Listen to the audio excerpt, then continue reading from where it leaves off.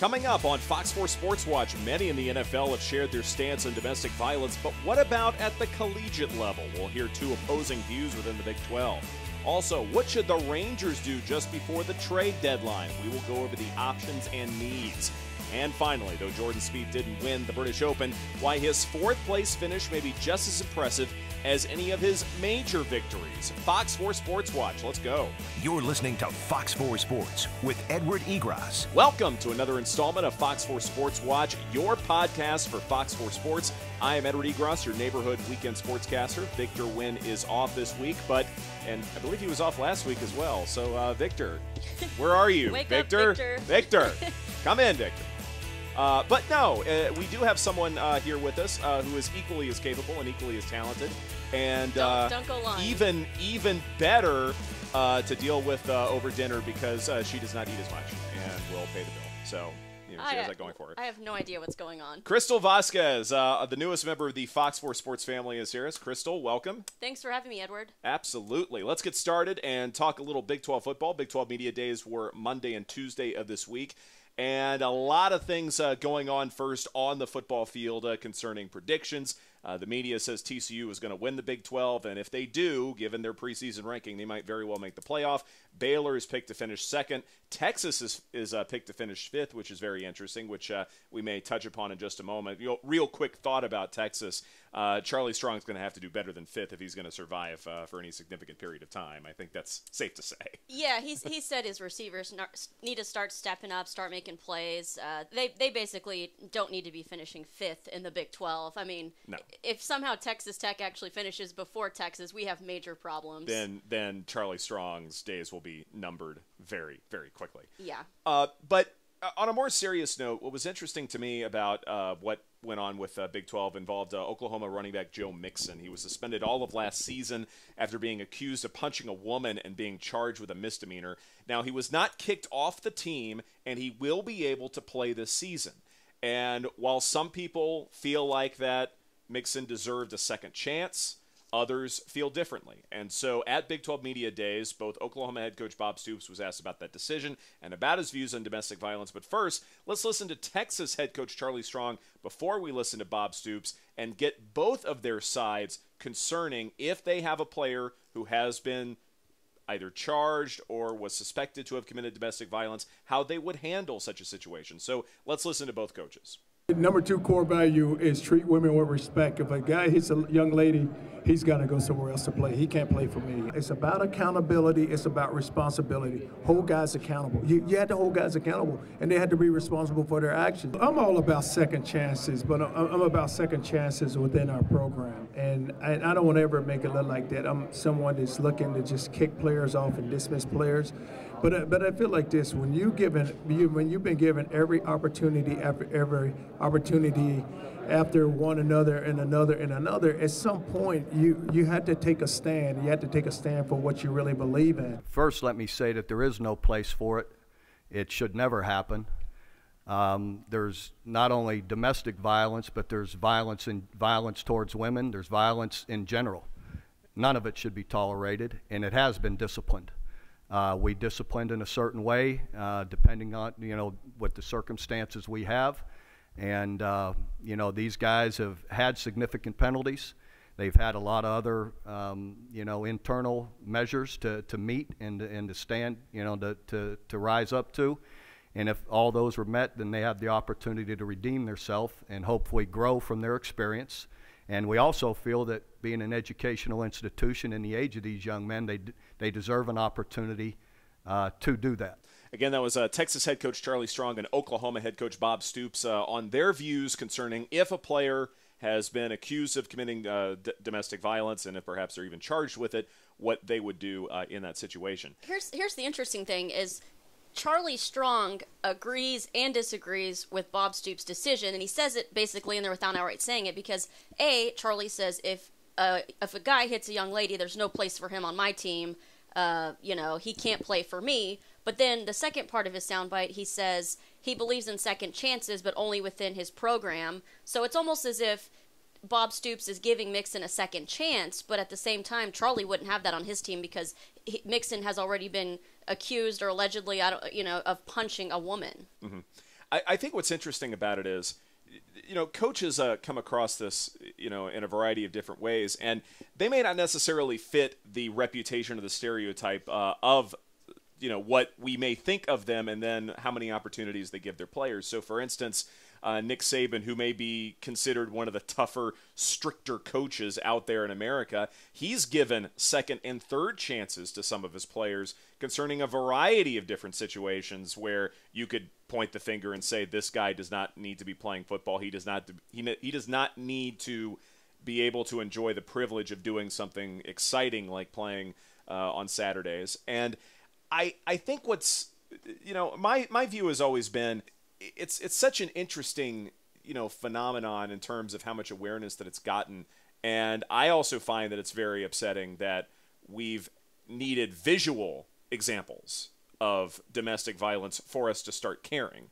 You listen to a description of what's going on, and assuming that this description is absolutely accurate, I don't know why we need to be such visual beings and actually see something happen for us to feel even worse about it than we already do. Like, if you get a description and it's correct, why do you need, the visuals with it? Well, for me, that should be enough. To me, it's pretty sad and pathetic that I go to the Big 12 Football Media Day, Charlie Strong's introduced, thoughts on upcoming season. One of the first things he touches on within the first minute of his opening statement is, I'm not here to kick players out of my program. I want to give them second chances, but only within my own team.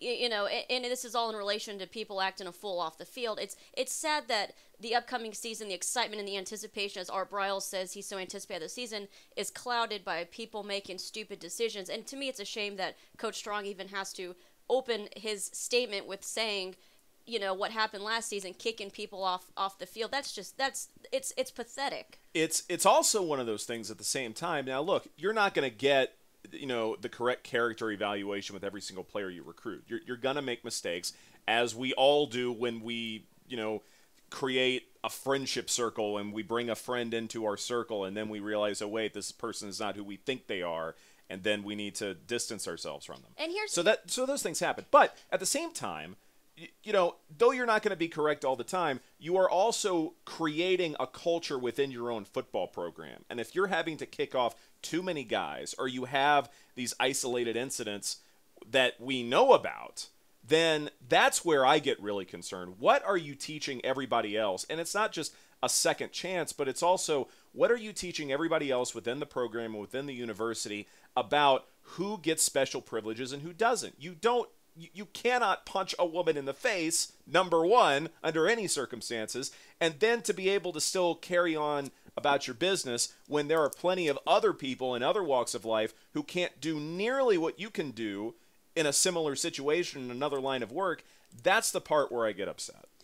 And when I spoke with Charlie, in a more intimate setting after the big, media flash or whatever, I asked him, would you want somebody on your team playing for you that has either already been accused of punching a woman, or let's say, taking it one step further, driving drunk and killing somebody? And I asked Charlie, I said, is it a slight disappointment in your eyes that you're at the collegiate level trying to shape these young men to be, men and not people off the field doing stupid things, but the NFL is somewhat setting a different tone? And one example I used is Jerry Jones, because in an example of a college team, let's say Carolina didn't want Greg Hardy, and then Jerry Jones picks up Greg Hardy. That's a second opportunity on another team that's not even Carolina. Well, if Carolina didn't want him, why does Dallas want him?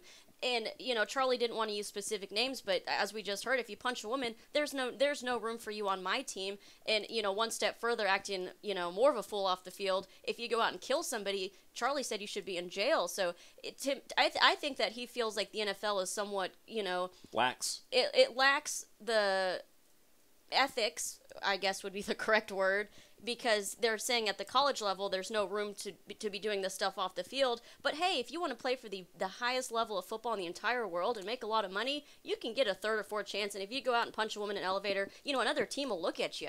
If you're good enough, if you're talented enough, somebody will find a place for you, and they will be willing to absorb the consequences, like with Greg Hardy missing 4 games and the bash against the Cowboys' reputation. They're willing to absorb all of those things if you're good enough, if you can play good football. And I feel like that Joe Mixon, that's the message that Oklahoma is trying to present. It's if you're good enough, and the running back core at Oklahoma is going to be absolutely fantastic, next season. It's one of the reasons why I think they're a real dark horse to win the conference. If you're good enough, it doesn't matter what you do to an extent. Now, he had some real prices that he had to pay and some real punishments, and that is commendable. What's not commendable is that there seems to be this double standard that is almost developing. It's a little disturbing. Yeah, I mean, and again, you have to hold football accountable. And when you think, what is the most powerful entity of football in the world, it would be the National Football League. And the way they're handling certain cases, I mean, I can't help but think these college athletes say, hey, you know what? I can mess up this one time, because, so-and-so still plays in the NFL. I can do it, Exactly. And, maybe you can also blame the NFL for kind of setting the tone for all the other levels of football. But at the same time, because of how powerful coaches are at the collegiate level, they're more powerful within their own programs usually than NFL coaches are usually. And they have real opportunities to set greater, cultural situations. And in some cases, they may not be doing it just because if they're talented enough, it's okay to do almost whatever you want to do off the field, to a degree. And it shouldn't work like that in any other line of work. I don't know why it should work in this one. So let's move on to something a little bit lighter. The Texas Rangers they've been struggling lately. And have they? A little bit. Struggling just a little bit. They've gone from near the cusp of the top of the American League West to being a lot closer to the bottom of the entire league. And so, logically, it would make sense to say, well, the Rangers are sellers. They need to go ahead and look to next year and the next couple of years. And maybe they should still do that regardless of where they are in the standings because, May and some of June were absolute surprises. And do you really want to go all in, on a big surprise when you don't have your full complement of players? Or do you need to recoup the losses from trades that have been absolute busts the last couple of years and get your farm system going again to where you can look in the long term and not feel this need to win right away? And I don't think the Rangers have that much pressure to win right away. I mean, I don't think anybody's expecting them to say, all right, Jeff Bannister, you need to win right now or you're fired. John Daniels, you need to win right now or you're fired. I don't see and feel that pressure from anybody. So everybody can calm down just a little bit. So at the same time, who do you put the blame on then? I mean, why are the Rangers losing? Bad trades where you don't have a lot of backup players, and I think the injury bug is still a situation. I mean, Derek Holland and Yu Darvish, if they were part of the starting rotation, then I think things would be very different. But they're not, and they are where they are. It wouldn't help with hitting because there's still some real struggles. But I wanted to go over just a couple things concerning what the Rangers absolutely need to have right now. And I think if you look at the needs for this team, it's pretty apparent that they are going to be sellers by the trade deadline. If you want to classify it as buyers and sellers, then yes, they are more like sellers. Is this like an ad on Craigslist or something? It could be. It could be. Where you're going to find these Where's guys? Where's your shortstop? Craigslist. Yes, exactly. Come on. Come on. Order something right now. Hurry up. Time's ticking. It's, Prime Day. So the Rangers need bullpen help. The smoke and mirrors that Jeff Bannister used to use different bullpen options, different relief pitchers in different situations, where instead of having a setup man, a specific setup man, and a specific closer, a specific seventh inning guy, instead you figure out the best situation and plug them in. The smoke and mirrors have been good for a while, but now I think it's pretty apparent that you can't sustain that for a long period of time. Eventually, everybody's going to struggle against everybody. Like the Chichi Gonzalez. Exactly. Mm-hmm. All of those things. And so bullpen help is an absolute necessity at this point. And so, Neil Kotz is one of those names that's been floating around, and I think that would make a lot of sense. A lot more sense than, say, a Cole Hamels, where, I don't know if you necessarily need starting help, and you definitely can't spend a ton of money on somebody like him. Now, he hasn't been doing really well the last few starts, and so you may be able to pick him up on a discount. At the same time, the Rangers are in almost no position whatsoever to get rid of even more prospects for something that is a short-term fix that really is a bigger fix than maybe we all care to admit. And this is an unbiased statement, but is it possible to trade Elvis and Shin-Soo Choo? It's, I'll get to that in just a minute. The short answer is no. Okay. No, we are stuck with him forever to a point. But I think also, too, as far as these pitchers are concerned, I mean, goodness gracious. I mean, they're just in situations that just make you uncomfortable no matter what's going on. And, like the other night when, they were able to storm back from down 7-0 to the Rockies and then lose it in the ninth inning. I mean, that's set up for a Ranger victory, and then it can't happen. I mean, just in terms of momentum, if nothing else. Or leaving 10 guys on base. Exactly. I mean, you can't do that. Right. All of these things. And it's frustrating on a lot of levels. But to get to your point about the offensive struggles and even some of the defensive struggles concerning the Rangers. Errors. All of it. It's one of those things where you look at wins above replacement at a particular position for the Rangers, and you compare it. You not just look at the metric itself, but you also compare it to metrics from other teams. And the three worst positions, or the three worst positions in terms of wins above replacement, relief pitching, that's a given. We talked about that. But in terms of position players, shortstop WAR is negative and one of the worst in baseball. Right field WAR is negative and one of the worst in baseball. Combined outfield WAR is one of the worst in baseball. Not just right field, but all the way around. And who plays these positions typically? Elvis and Shin-Soo Choo. And unfortunately, because of how much money the Rangers have invested in these guys, you can't move them. You can't trade them. You're not going to get anything for Elvis unless you pay a big chunk of his contract, and the Rangers are really in no position to spend that kind of money anyway if they hope to get other pieces. So what do? You almost have to, go Moneyball and find someone on the cheap who can, fill in for them in certain situations, but at the same time, you pretty much made your bed and now you have to lie on it. Yeah, that's a pretty uncomfortable bed to lay in. I would probably think so. It's rough, where the Rangers are positioned. Now, in terms of pitching help, it's going to be there, and there are a lot of things to look forward to. And there are position players who can do certain things that you're looking forward to. But at the same time, the Rangers are very much in a situation where, because of mistakes made by the team the last few years, they are now stuck with problems where they really can't, where they're stuck. I mean, they can't do anything. So that's pretty much where they are in terms of the trading deadline. And, I wouldn't expect them to make just a ton of moves because they're just hampered by past decisions. Maybe they can tweak some things here and there, like the Neil Kotz thing that I talked about, but it's not pretty. And while other contenders are going to get better by the trade deadline, this is why I feel like the Rangers are not going to be in contention by the time we get to early August, because they can't make the moves that everybody else can make. Yeah, that chessboard's pretty much set for now, I guess.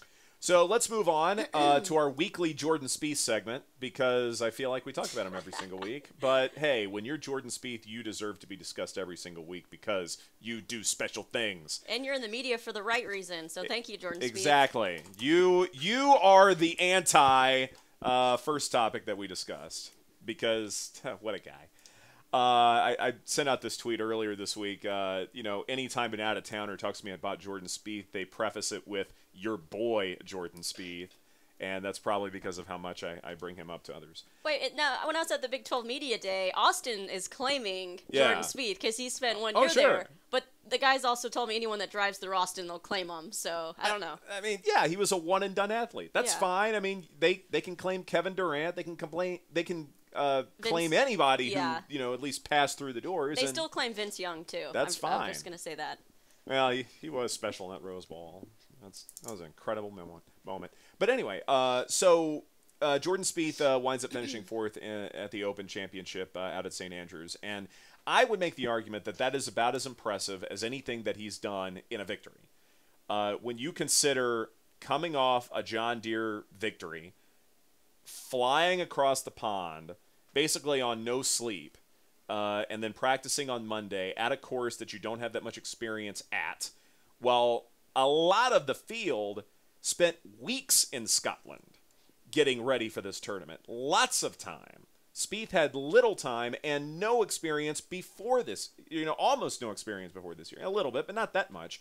He did some simulation work and tweaked a couple of other things. But at the same time, you got to give Spieth a ton of credit for just being in contention, much less being one stroke away from the playoff. I mean, everybody in that field deserves a pat on the back for the weather conditions and the delays and, you know, just being off your... Because, I mean, they're on United States time, so jet lag, I mean, that's rough. Yeah. I mean, you were a college student once. You were 21 years old once. You know, yes, you know, we may have been able to pull all-nighters better. We may have been able to function on a little sleep and run around and still be energetic at that age about as well as we ever could be. But that's still a lot for anybody, no matter how young you are, to have all of that jet lag kind of catch up to you and then have such a haphazard schedule where you're starting and you're stopping and you're waiting and you're getting restless and then you have to rest. And it's a very tough grind for anybody. He got no breaks as far as that was concerned. The only break he got was playing on Thursday with pristine conditions when a lot of the field didn't. And in my mind, this is about as impressive as any of his major victories. You know, at the Masters, you know, he knows that course very well. At the U.S. Open, you know, more impressive in my mind, but there's just something about the grind that he had to endure. And you could basically boil down missing out on the playoff, you know, by an unkind flagstick on you know, on the back nine of his last day. Well, let's say all these majors he's won aside, even placing fourth at the British Open at 21 years old. I mean, that's pretty darn good. Yeah. Oh, and by the way, he also won a couple majors before that in a tournament the week before. I mean, of course it's fantastic. If someone were to say it's not, I'm almost as impressive as him winning it. I mean, that's just that would be silly. There were so many more odds against him in this situation. The fact that he was still able to almost completely deliver. He came very close. Yeah, finishing even par on round 2, which was split between those days, and then coming back and what did he shoot, 6 under on the third round? That's right. Or, you know, to put up that kind of number after knowing in your head, okay, I probably have to shoot about, you know, 6 under both days to have a chance. And he did have a chance, you know. On 17, he bogeyed 17, was it? On the road hole, yeah. Yeah, so I mean, that putt aside, he's in the playoff. Exactly. It was still an impressive, a very, very impressive presentation on Spieth's part. He looks ahead to the PGA Championship up in Wisconsin, and of course Vegas has him as the favorite, and why not? The way that he's playing, and this course is kind of a combination of all his different skills, and we'll talk about this more later on, but there's a lot to like about his game right now, and he looks just about unstoppable as long as things aren't just too haphazard and too unlucky for him. Yeah, and he's a determined man, because that second round he said his putting really hurt him, so you know, he woke up early the next day and was putting, and sure enough, the third round his numbers were down, and not as many 3 putts. On the final round, of course, we saw some 3 putts, but you know, or a 4 putt also. So, you know, I think that club ultimately was his demise, but you know, can't use your foot wedge. No, you can't use your foot wedge, and that's not just golf advice. It's, you know, advice for life. Good job, Crystal. We'll keep you around. Thanks, Edward. We'll make sure the keys still work when you get into the building. Yeah, please don't change the locks. No, the locks will not be changed, I promise. All right. So we will have you back. Thanks, Edward. So, on that note, we will wrap it up for this installment of Fox 4 Sports Watch. For Crystal Vasquez, I am Edward Egros. Hope you enjoyed it. Take care. On air, online, and totally mobile, this is Fox 4.